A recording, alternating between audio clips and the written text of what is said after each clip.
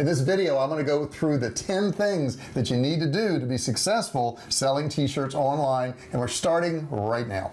All right, let's first talk about what selling t-shirts is. It's not going out and printing up a bunch of t-shirts and then sending them out to customers. It's nothing like that. This is what's called a POD business, POD. And let me explain to you what POD is. That's print on demand. So what you actually do is you integrate with one of these companies that prints t-shirts, and as you sell t-shirts, they actually print them up and they ship them out for you, so you don't even have to touch the shirt. You'll never see the shirt unless you order one of your own, and it goes out to the customer, and all you do is keep the profits. Now, I always have a lot of people ask me, what's the best business? I mean, you own a survival food company, and you own a course business, and you own these other businesses. What is the best one? And the truth is, there is no best business. What it is you find something out there you like, and some are better than others, but you find something you like doing and you just proceed with that. If there's a market for it out there, you can pretty much sell anything online.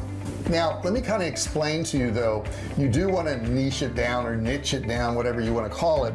You don't really want to have a general store. A general store is where you sell everything to everybody, and doing that is incredibly hard. You're going to be competing with Amazon and Walmart and Target and places like that, and that's really tough to do. So what you want to do is be more targeted. Now, to give you an example, a general pet store would be a pet store where you sold all kinds of items for all kinds of pets and dogs and cats and birds and all that. That's a pretty generalized thing, and that's pretty hard to do. But if you opened a store and you catered just to people who had chihuahuas, okay, that is more of a niche. Okay, so everything chihuahua related, their sweaters, their collars, their beds, everything having to do with chihuahuas, and t-shirts that said chihuahuas on it, that would be really niche. And doing something like that, you're going to be a whole lot more successful, because you're really going to speak to the people that are interested in that, the people who are passionate about that. Now, that was number one, but number two is, yeah, okay, I want to back up for just a second. You could have a general store. You could have a general store on some place like Amazon. Okay, so if you wanted to sell products on Amazon, and you wanted to sell dog collars, and you wanted to sell printers, and you wanted to sell jewelry, you could certainly do that on a place like Amazon. But for your own store and to generate your own traffic, that just won't work. So what I'm talking about is, if you're building your own brand, you're building your own store, you don't want to go general. Number three is to sell simple text-based t-shirts. Now, everybody who's getting into t-shirts says, well, I'm not a designer, I don't know how to design t-shirts, and I don't understand how to do that, and I'm not good at graphics. Well, you don't have to be. Some of the simplest t-shirts out there are just text-based t-shirts, and they sell really well. So that may be something you want to check out. Let's go ahead and take a look at some of them right now. I'm going to run over to Etsy and look at some of the t-shirts out there. Let me show you some of the top selling ones. Okay, I'm over here on Etsy right now, and I'm going to go over here and take a look at clothing and shoes. I'm going to go to men's, and I'll go to shirts, and let's just see what's going on here, what's shaking, what's going down. All right, now check this out. The shirts that are actually selling well, you can tell by the number next to them. Now check this one here out. It's got 559 sales. Let's see what this shirt says. Well, there you go, beautiful boobies. That's a shirt that is actually selling on there. Now you can see there isn't a lot of actual graphics here, right? This is just a t-shirt. So that's one that's selling, and you can actually go through here. Let me close this out, and we can find other shirts that sell well. This one here has sold 1,967 shirts, and look what they did. Be kind. That's it. That's all they did with this t-shirt, is be kind. So you don't have to have these great ideas like you think you do. A lot of the t-shirts, and this one here's got a real fancy design, it sold 1,300 of them, but a lot of these you can look at. This is a very popular one here. Ooh, people. So they didn't put a lot of thought into that. And this one here's a custom one, so you can do custom ones. And let's just scroll through and see some of the ones. This one here has sold 10,000 t-shirts. Let's check it out. Now you can't copy exactly somebody's t-shirt. They won't allow you to do that, but you can do something similar, change up some of the words. This here just has 2 different fonts on it. That's all this is. And they have a little saying, she is clothed with strength and dignity, and she laughs without fear of future. Okay, so that's what they put on this particular shirt here. It didn't take a lot of effort. You don't need to put a lot of effort into this stuff. Now, I'm not going to suggest that you sell these t-shirts with paid traffic, the ones with just text on them, because that'd be kind of tough to do, but they're great upsell. They're great at your checkout on your page, and you can pick up a lot of sales if it's related to the thing that the person just bought. Okay, number 4, let's go ahead and check out what t-shirts customers are buying that are actually printing t-shirts. So let's go over to Printful. I'm going to do that real quick. Okay, I'm over at Printful right now, and I'm just going to look through their site here a little bit. I'm going to click accept on their cookies, and we're going to look at products, and let's pick women's t-shirts right now and see what we got. Now, here's the cool thing, guys. At Printful, you can see which shirts are selling by the number of reviews here. These are all the different types of shirts that you have access to, okay? And you can see which ones do well. Like this one here is rated very low. It's $15. Not doing well, $13. People don't like that one. 37 reviews, only 3 stars. So let's look through here. So sometimes buying these super cheap ones like this, even though they look super cheap, people don't like them. They're not good. So let's scroll up to the top here, and this one here is $7.95. It's a very basic one, but it's got 328 reviews. And that's the cool thing with Printful, which is one of the print on demand people I would recommend, is you know, they let you know, people get to rate these things. They say what they thought of these shirts. This one here is a woman's shirt, 32 reviews. This has 106 here. It's a unisex one. But we know women like to have ones that are more form-fitting. So if you're selling to women, I would recommend that. This is a unisex one right here. That one there didn't get great reviews. This one here got pretty good reviews, guys, 26, and it's $17.95. And so you can just scroll through here and find out which shirts are good and which ones aren't. Now, another place you can go to is Jiffy T-Shirts to find reviews, and you can look at the different types of shirts and see which ones did well, because they sell a lot of shirts there. And then you can go over to Printful and actually read the reviews of the t-shirts like we just did. So let's check out Jiffy T-Shirts real quick. Okay, so we're not going to actually sell out of Jiffy t-shirts, but what we're going to do is we're going to look over here, because these t-shirts here are sold in bulk, so you're going to have hundreds or maybe even thousands of reviews on them. So let's go ahead into Jiffy right now and check it out. All right, so here we are at Jiffy, and if you look through here, we can blow this up a little bit. They have Gildan, which is a top seller. 17,000 reviews on this one here, so we know if it's a Gildan, it's probably going to be a pretty good shirt. We can scroll down here and look at some of the other ones. This is Gildan. This is Hanes right here, so you can see Hanes t-shirts. You can see what the rating is on this one here. This is 1,000 reviews, and it's 4.5 stars.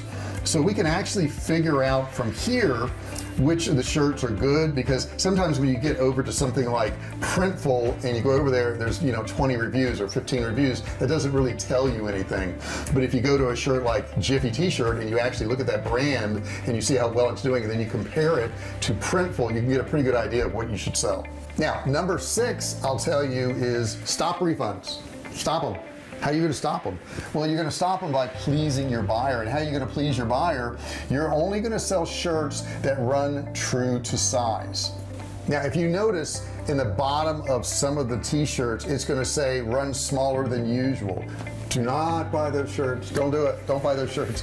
If you buy the shirts that run smaller than usual, and somebody who's normally wearing a large shirt and they have to order an extra large from you, they're not going to like that, okay? They're just not going to like that. Or worse yet, they go ahead and order it from you and it doesn't fit, they're automatically going to want a refund from you. So the first thing I will tell you is, if it says in that corner right below the picture, size runs smaller than normal, don't get it, okay? Don't get it, don't get it. Those are causing more refunds than anything else you can imagine in these print on demand stores. Number 7 I want to tell you is, be aware that some of these t-shirt printers don't print big letters. So if you've designed something and it's got a big print on it and big letters on it and it's supposed to cover the whole chest of the shirt, you've got to look at the print area of that particular shirt and that manufacturer, because in many cases it's a lot smaller and it's not going to fit your design, and you've wasted all your time by coming up with this design that's not even going to fit on the shirt. So that's another thing that's really super important. The next thing I want to tell you is number 8. Now, when you get these t-shirts, you're going to be stuck with the image that they have on the site. So when you design a shirt, it's going to be a flat shirt laying somewhere with your design on it. But if you have a mock-up, it's going to sell much better. I want you to check out a place, and I'm going to give you a link below where you can get this. It's called Placeit.net, and I want to go over to Placeit.net. And what Placeit.net does is you can upload your image there, and they'll put it on a person on a shirt, right? A male, female, whatever, in different poses, and you can actually use those images on your site. So let's go check that out right now. I'm over at Placeit.net right now, so I'm going to go to t-shirts, and what we're going to do is we're going to upload an image. So I'm going to pick an image right here off my computer, and let me find an image that I want to use. Okay, so I've got this image, and this is me doing some of my coaching stuff, and that's the actual image right here. So we're going to go ahead and crop it, and I've got that image ready, and I'm going to pick a white t-shirt. Okay, and then look at this. They've now put that image on all these shirts here. Now I can move this image around and change it the way I want, but if you notice, they've got all types of different people that are now wearing my shirt. Look at that, check it out. Is that cool or what?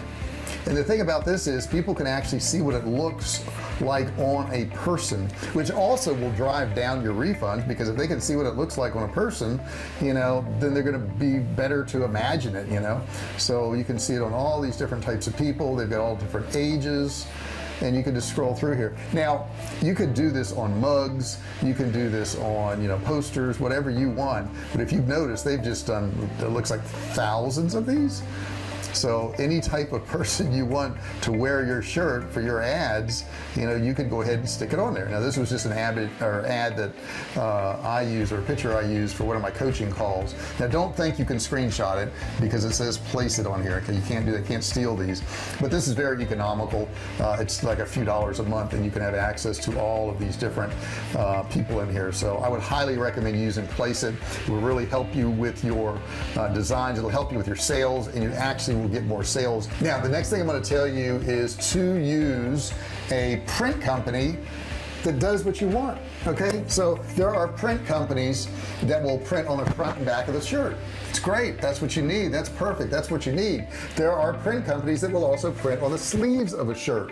So if you want to print on the sleeves of a shirt, you've got to look at those particular companies, because if you don't have the ability to do that, then of course it's not going to work for you. So you want to make sure you're using the right company for the right services and what you're doing. You want to make sure they're trustworthy, and I'll leave a link to some of these print-on-demand companies below in the description, but just pick the one that works for you, and understand that each one is a little bit different. The size of the image is different, where they're going to print on the shirt is different, and keep that in mind when you're picking the print-on-demand company you want. Now if you're going to use some type of niche or logo or something, I would highly suggest, before you do that you actually check to make sure that your idea hasn't jumped the shark.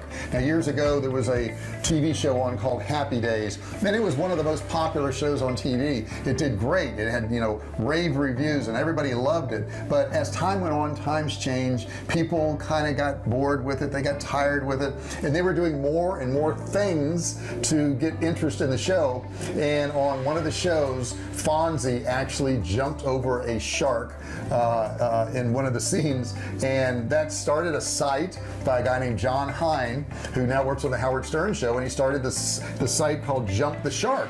And what Jump the Shark essentially was that you could tell when a show was over with when they did something on the show that just was totally ridiculous. So he started the website Jump the Shark, and he actually ended up selling that site for a lot of money to a big corporation, and the corporation never did anything with the site, but it did start the Jump the Shark type saying. So you may have a great idea, and it may be an idea that is super, it's fantastic, but let's check and make sure it's a good idea first. And you can do that by looking in Google Trends. So we're going to run over to Google Trends right now, check that out, and I want to show you how you can actually check to see if your trend is still trending.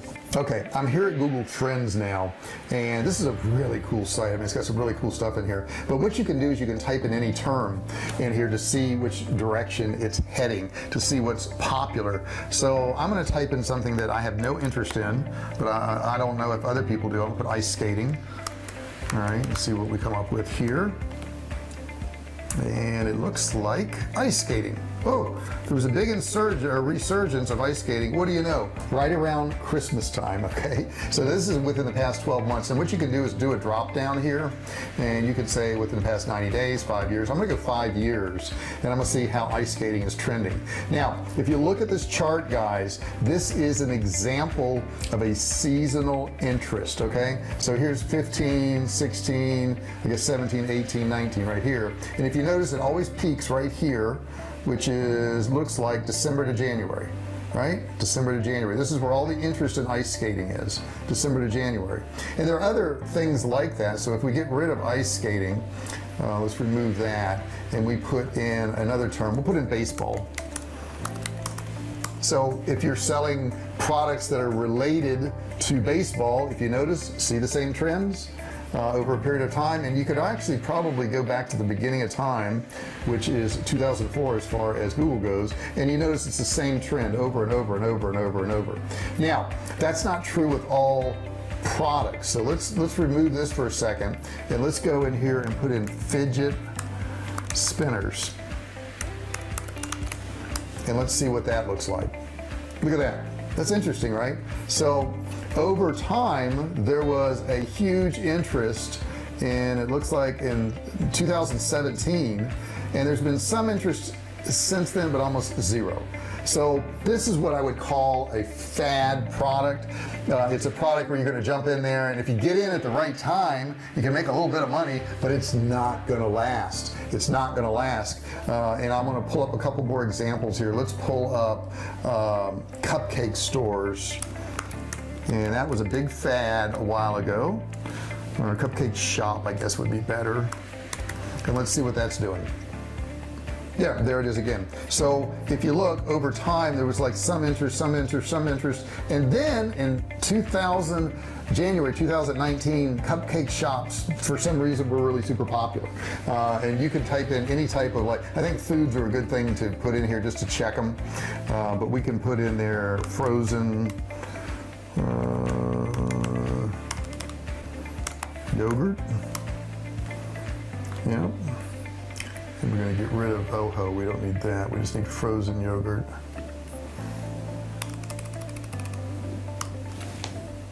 Okay, there's frozen yogurt.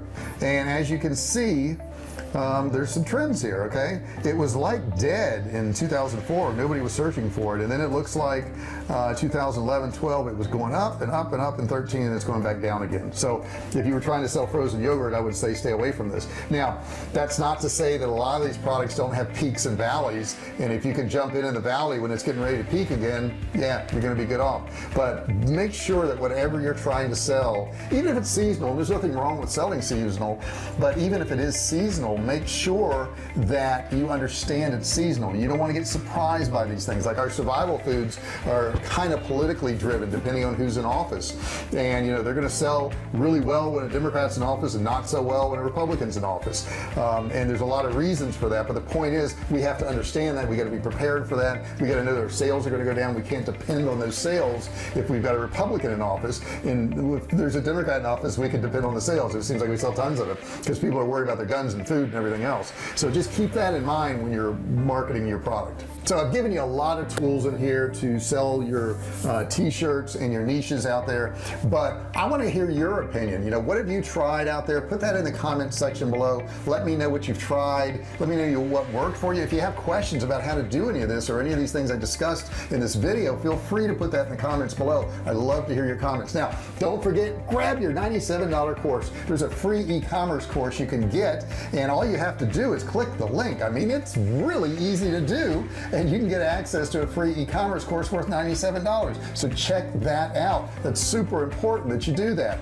In addition to that, if you haven't done so already, join the family. Just join the family. How are you going to do that? You're going to hit that subscribe button down there. Once you hit that subscribe button down there, you got one more step, actually two. You got to ring the bell, you got to turn on notifications, and then the third step is you got to turn on all notifications, because it's going to default to personalized or whatever. Make sure you turn on all notifications.